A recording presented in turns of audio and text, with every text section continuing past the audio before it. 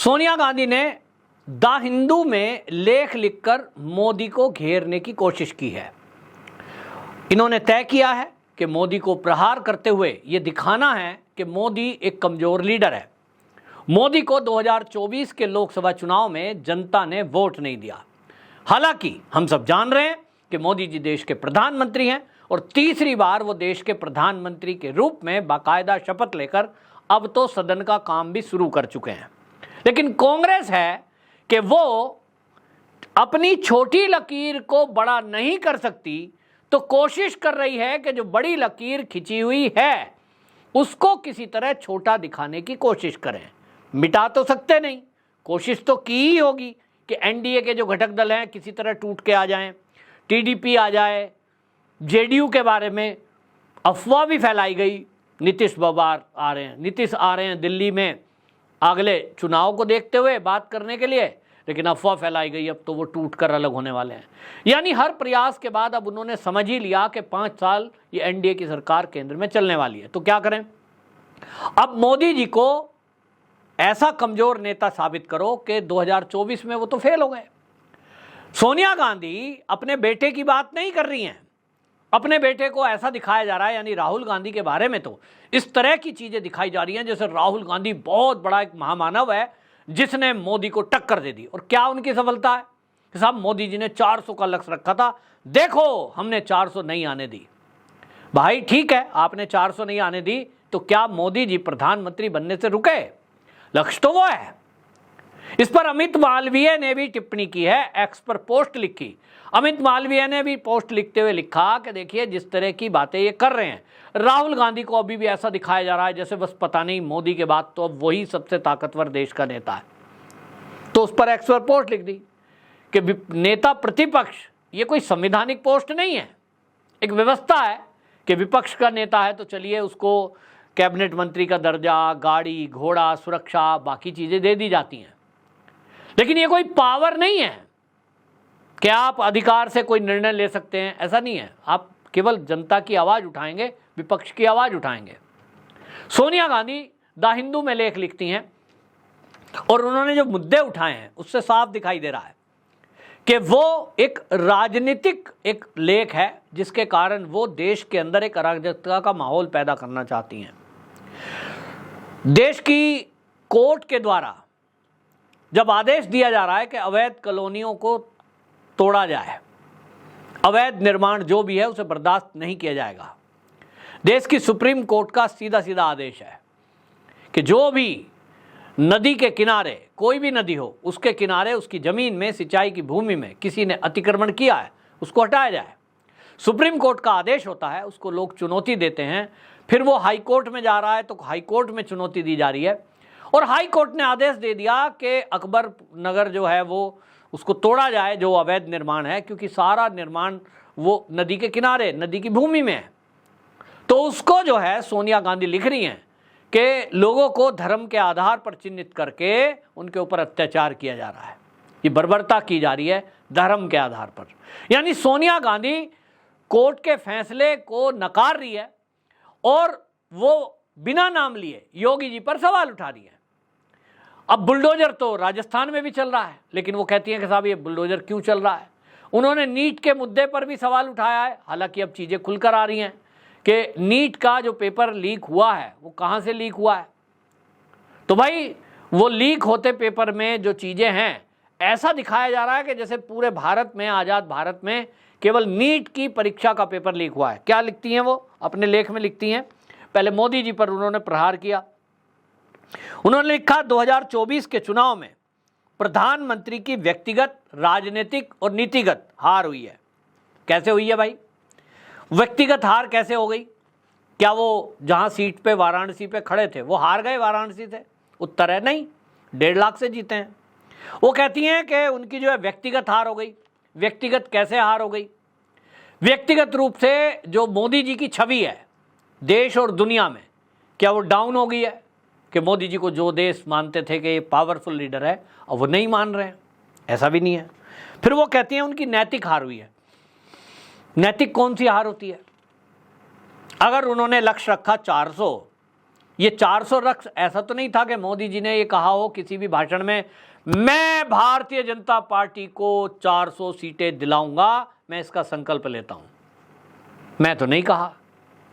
अगर मोदी जी ऐसा कहते कि मैं भारतीय जनता पार्टी को अपने दम पर 400 सीट दिलाने की क्षमता रखता हूं और मैं दावा करता हूं कि भारतीय जनता पार्टी को 400 सीट दिलाऊंगा, एनडीए 400 से पार जाएगी, ये मैं दावा करता हूं, और तब ये स्थिति होती जो आज है, तो आप कहती कि ये भारतीय जनता पार्टी नहीं, मोदी की नैतिक हार है, क्योंकि मोदी जी ने लिया था जिम्मेदारी। ये तो सबकी जिम्मेदारी थी। उत्तर प्रदेश में कितनी सीटें जीतेंगी इसके लिए योगी आदित्यनाथ जिम्मेदार हैं, और असम में कितनी सीटें जीतेंगी या हारेंगी उसके लिए हेमंत बिस्व शर्मा का जो शासन प्रशासन है उसको जिम्मेदार ठहराया जाना चाहिए। राजस्थान में हालांकि थोड़े ही दिन हुए, लेकिन भजन लाल जी, इसी तरह मध्य प्रदेश की सरकार की जीत जो है, जहाँ जहाँ बीजेपी की सरकारें हैं, सबका मिलकर प्रयास होता है तभी ये रिजल्ट आते हैं। चुनाव कोई अकेले के दम पर लड़ा जाए ऐसा भी होता है, लेकिन उसके बावजूद भी अगर मोदी के चेहरे पर वोट 2019 में मिला उनके काम पर, उत्तर प्रदेश में योगी आदित्यनाथ के नाम पर 2017 में तो नाम नहीं था, लेकिन हाँ 22 में जरूर था। उत्तर प्रदेश की जनता ने योगी जी को चुना, तो योगी जी के नाम पर वोट पड़ा, योगी जी के काम पर वोट पड़ा। लेकिन जो कार्यकर्ता गली गली घूमकर प्रचार कर रहे थे पार्टी का, जो बूथ पर बस्ता लेकर बैठे थे, जो पर्ची घरों में बंटवा रहे थे, जो रैलियों में नारे लगा रहे थे, क्या उनका कोई सहयोग नहीं माना जाएगा? निश्चित रूप से माना जाएगा। और इसलिए योगी जी हों या मोदी जी, कभी ये तो नहीं कहा मैंने उत्तर प्रदेश में देखिए दोबारा सरकार भारतीय जनता पार्टी की बनवाई। सामूहिक सहयोग है। फिर नैतिक हार कैसे हो गई? सामूहिकता में होता है, बहुतों ने गड़बड़ी की है, बहुत अच्छा करते तो रिजल्ट और होता, बहुतों की लापरवाही रही तो रिजल्ट डाउन हो गया। तो सोनिया गांधी जी घेरती हैं और क्या कहती हैं, जो चुनाव परिणाम है मोदी जी का, वो घृणा की राजनीति को लोगों ने अस्वीकार कर दिया। मोदी जी बात तो करते हैं सबका साथ की, लेकिन वो टकराव का रास्ता अपनाते हैं। मोदी जी को वो टकराव की राजनीति का बता रही हैं, और क्या उसके पीछे दलील क्या दी है? वो कहती हैं कि हमने कहा विपक्ष को डिप्टी स्पीकर पोस्ट दे दो, और उन्होंने देखो जी नहीं दी।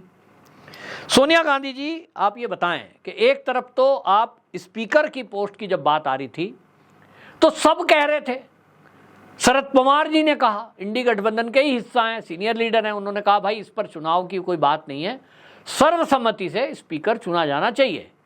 तो अगर आप ये करती कि अपने नेताओं को समझाती, राहुल गांधी को समझाती कि भैया चुनाव की कोई ज़रूरत नहीं है, अपना कैंडिडेट घोषित मत करो, और ये परंपरा रही है इसका इज्जत रखो, राष्ट्रपति का चुनाव हमेशा, राष्ट्रपति का चुनाव, उपराष्ट्रपति का चुनाव भी ऐसे ही हुआ है।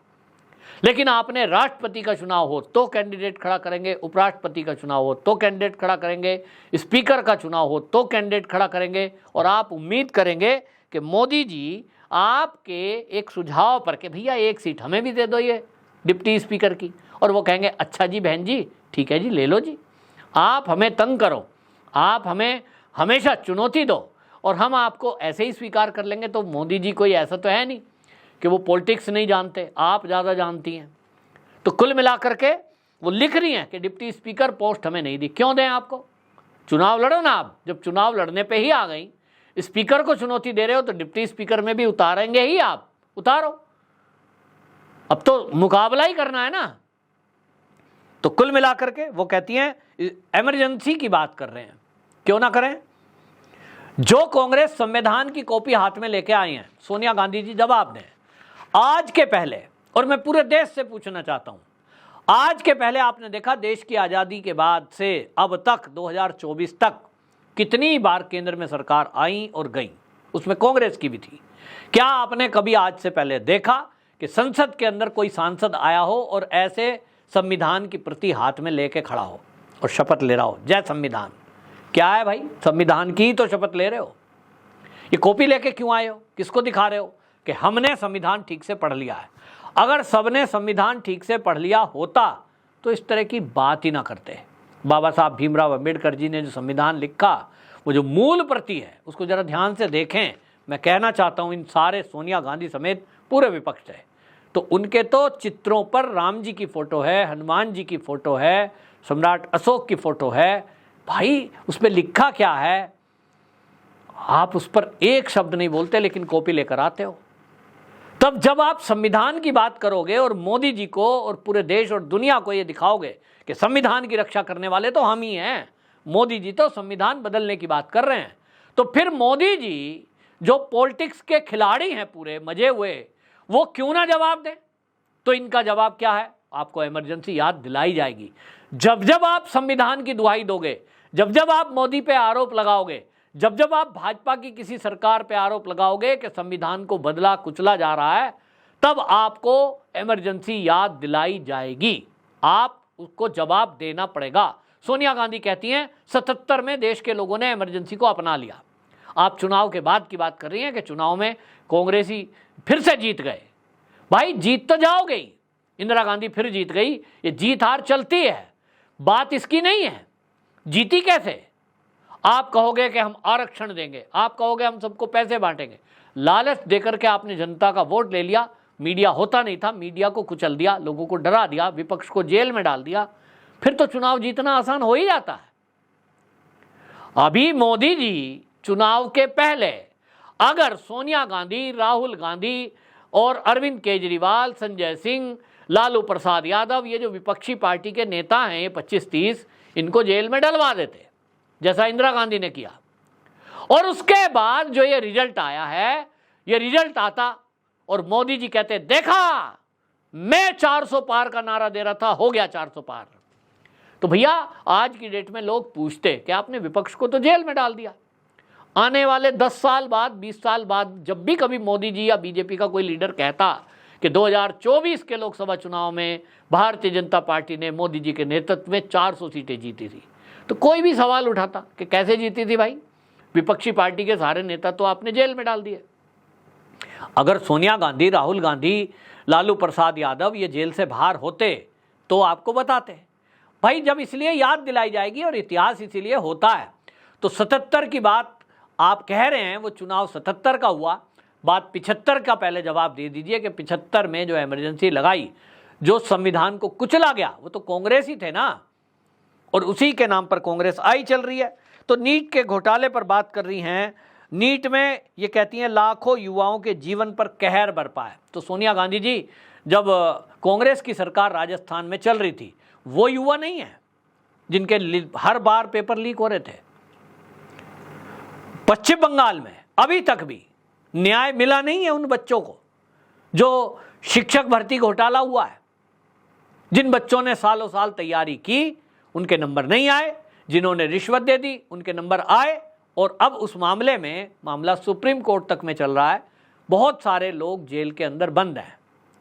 आपको युवाओं की चिंता है तो आपने कभी बंगाल की सरकार से, ममता बनर्जी से तो नहीं पूछा, लेकिन नैरेटिव है। आपके जो सहयोगी सरकार में हैं उनसे तो आप सवाल पूछोगे नहीं।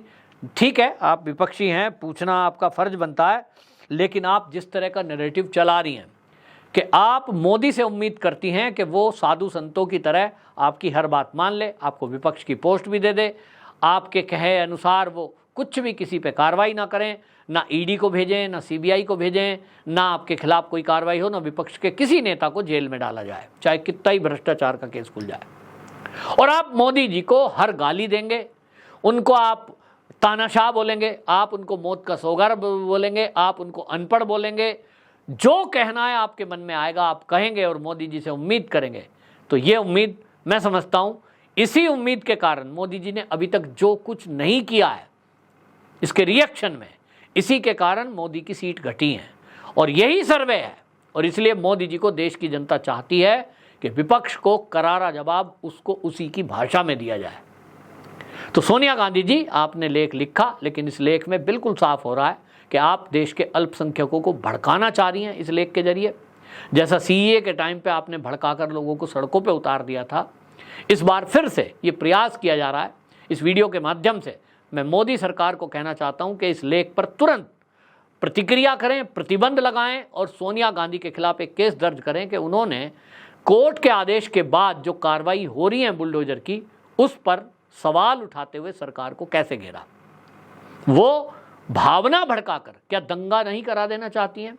बड़ा सवाल है। आपकी क्या राय है? कमेंट बॉक्स में जरूर बताएं। वंदे मातरम।